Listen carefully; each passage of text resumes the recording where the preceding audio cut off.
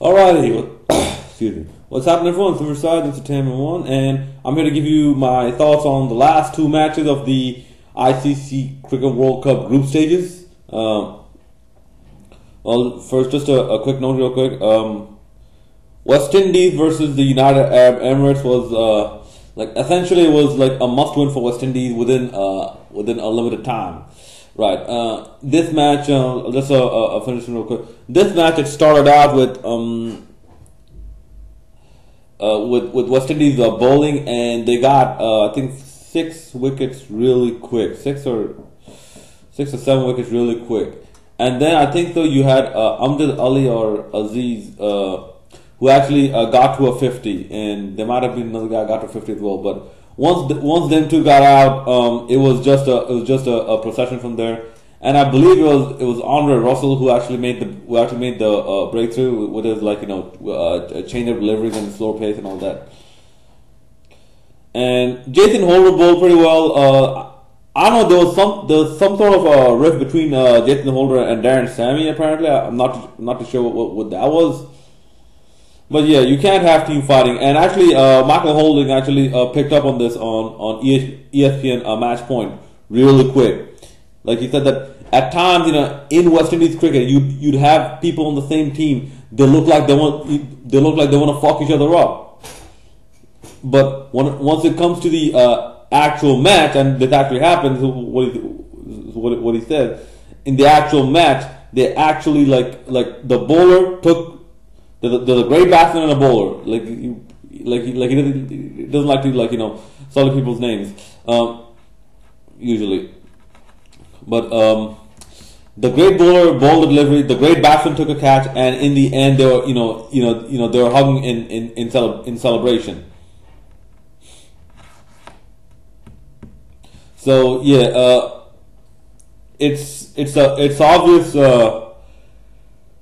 It's kind of apparent that the sting out of the West Indies team spirit is sort of gone. With that, I don't expect them to go past the quarterfinals. Honestly, don't expect them to go past the quarterfinals. Okay, West Indies chased this down with chased down well before the time limit. Even what they needed to, and just to show the aggression, they actually took the power play at the end of the 10th over, just to continue that that momentum going. Jonathan Carter actually fuck John Cena, fuck everything about John Cena, every little thing about John Cena. Yeah, Jonathan Carter actually I believe he remained not out in the end on 60 or 70 odd. So good for him. And Johnson Charles was making a comeback. I believe he scored a 50 and then got out. And as for the bowling, you have some decent bowling. You have some decent change of deliveries from the Guruge. You had from Amjad Javed, I guess, and a few others here and there. Okay. Now, this team was being captained by Muhammad Takir, right? And you could sort of sense that disappointment, in his voice that their cricket has no future. And just to illustrate one point, with the field placements and all that, the two hard zones, extra cover, shortish extra cover and shortish mid wicket. Right, the two hard zones, they have their oldest players fielding in those positions at the hard zones. They have Khurram Khan and they have somebody else. Both of them are 43 years old. And like I said, this is indicative of of the whole philosophy within the not only the UAE, actually the entire Gulf, the entire Arab Gulf region.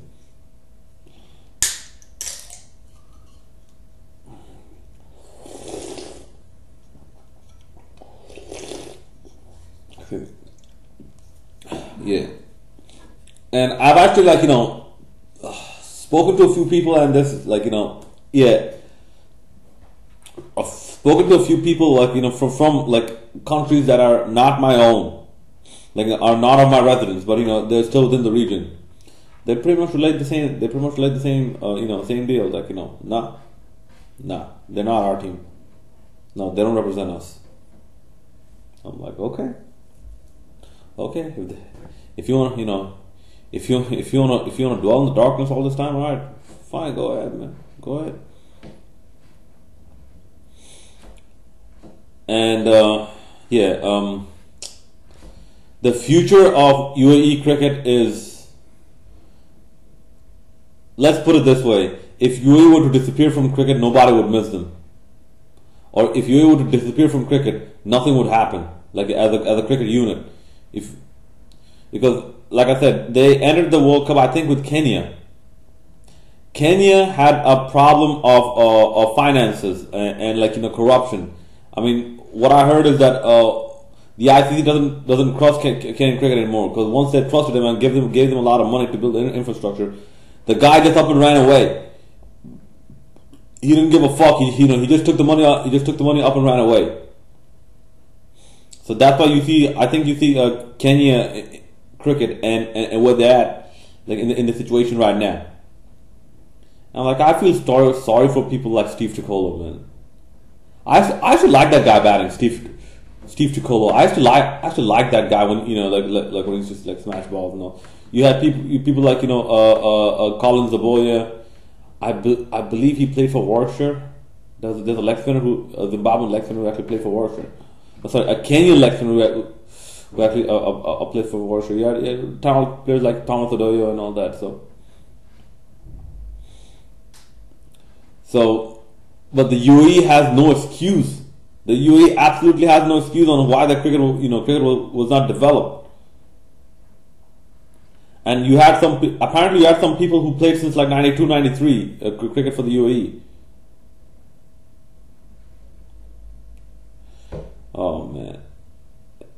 Like I said, so overall, forget what those people at ADCC tell you on those stupid little snippets and documentaries and saying that the UAE has a great chance and all that. Yeah, they're forced to say something. They're forced to kiss ass. Let's put it that way. Like more than other places that you'd expect, they're forced to kiss ass and make the system look absolutely perfect, like picture perfect, and nothing is going wrong. There's only positives and positives and positives and positives. Yeah, pressure way more than than other interviews, because other interviews you see people taking shots. Surprisingly, once they come to the Arab Emirates, they don't take shots.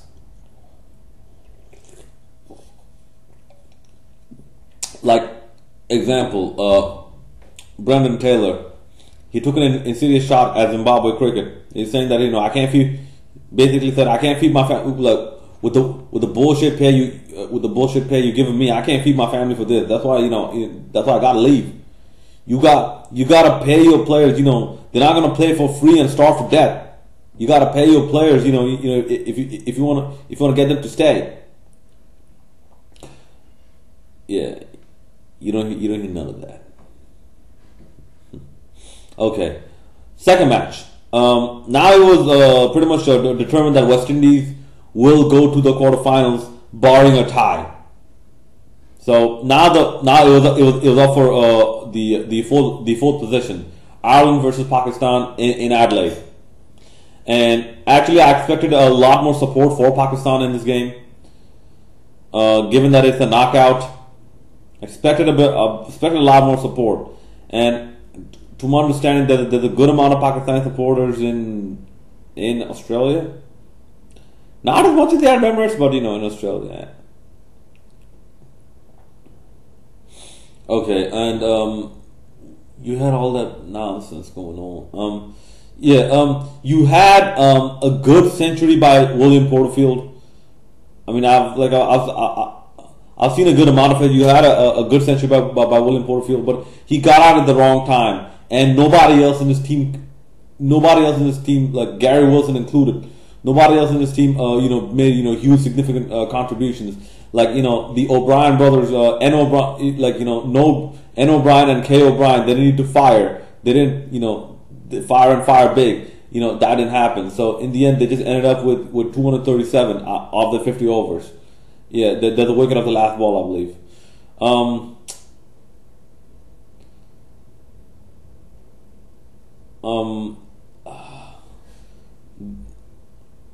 Who's that guy? Not Sohail Khan.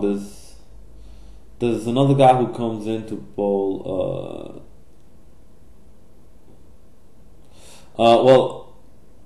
I think the guy who got the wicket off William Porterfield, I think he almost brushes the umpire on his way in.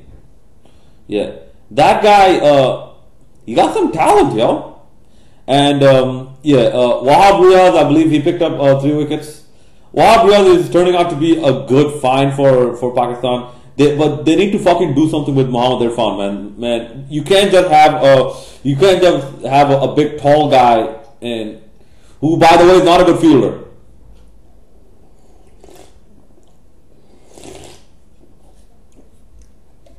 Because the ground ball, he finds it very difficult to catch. I'm understanding the tall guy, but still, they got to maneuver the way around it, man.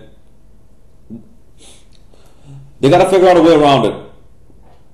Okay. Good thing you didn't have Jamshed in this team. And the Pakistani Pacers,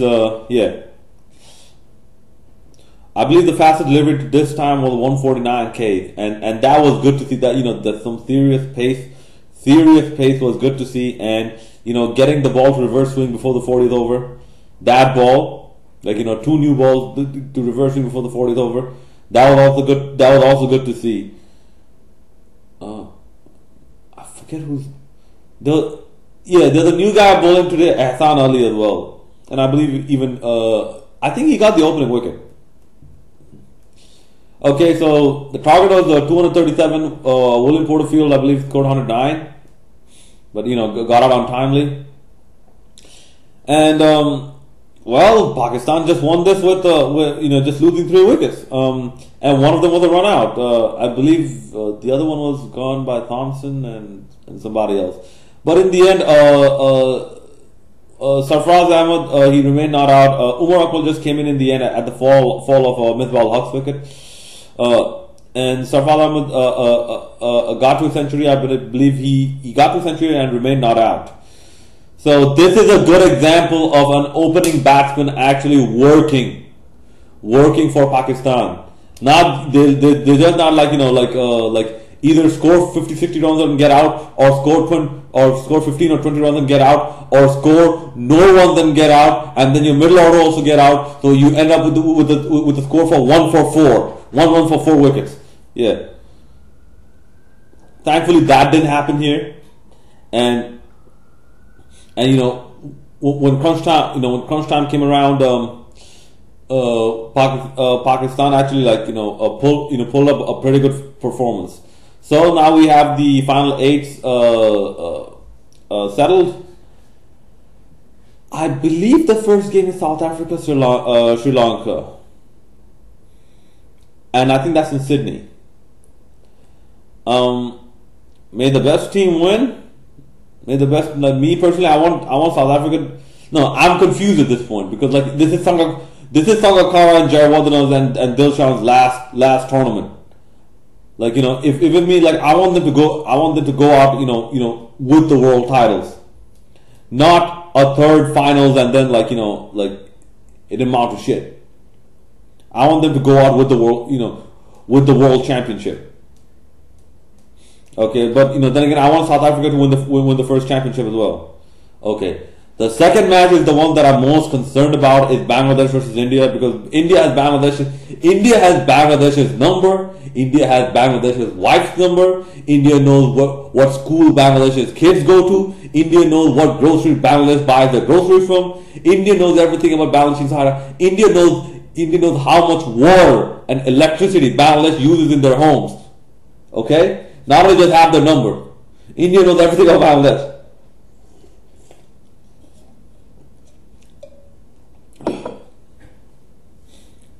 Okay, but that given, like I said, this is perhaps the most toughest match Bangladesh will ever have to be in, like, in pretty much their lives, because this is an India looking to retain the world championship title, defending world champions, and given this team with a lot of times have a take no prisoners attitude. It's gonna be one challenge, two challenge, three challenge, and then a half. So good luck to Bangladesh for that. And like I said, this is gonna happen at the MCG. Bangladesh, you've played at a bigger ground in the Morocco Oval, so figure out what to do and don't let the crowd intimidate you. Don't let the overwhelming Indian support intimidate you. Remember that. In fact, let that fuel you. Let that fuel your performance, and then so that in the end you go like, ha ha, motherfuckers, where the fuck your billions at now? What the fuck? Yeah, where the fuck your stupid little like India's better than the rest of the world now? What the fuck is that? What the fuck is that at? I'm like honestly, that's got to be one of the most jingle songs I've ever heard, man. Sare Jahan Se Acha. That's got to be one of the most jingle songs I've ever heard. Okay, the next match I believe is Australia and Pakistan, and I believe this match is in Adelaide. So Pakistan will have a bit more familiarity compared to just coming into Adelaide, and this is just the next fixture. So Pakistan should look to really familiarize themselves with the situations of situations of Adelaide, and how come with good predictions on how the Australian bowlers are going to manipulate it, and how Australian team the Australian cricket are going to use it, and Australian team are going to use the Adelaide situation, and look how to block their subtle tactics and maneuvers, and basically come up with a good performance. And this time, this is no slacking off zone right now, because one match and you're out. This is no slacking off zone. Every team should be in it to win. Like Michael Holding said, they don't. Some of them, they don't look like they don't have the intent to play. If they don't have the intent to play, just inform the ICC. We don't want to play this match. Pack up your bags and leave. Alright? If you don't want to play, to win, right? If you don't want to play to win, pack up your bags and leave. Get the fuck out of here. And this goes to all the teams in this tournament. Okay, the last match is West Indies and Zimbabwe and New Zealand. Okay, apart from Bangladesh and India, this is the other squash match you can expect. Because West Indies sort of trickled the way through, and New Zealand is just unbeaten, and this is happening in Wellington. So odds are towards New Zealand. And Chris Gale, who sat out this match, he says he might be back, and well, if he fires and if Brendan McCullum fires, this has got to be a good contest. If both of them fire, and then we get a 10th finish, a high scoring 10th finish. Me personally, I would find room to put in Suleiman Ben, because it's always handy to have a spinner, a 6'7" spinner, motherfucker, not just a 6'7" spinner. You don't have those, these days. Okay, and with that being said, that's about it. May the best team win. Hoping the best team is not India, but may the best team win. It's Tanvir Syed signing out. Looking forward to your comments and suggestions.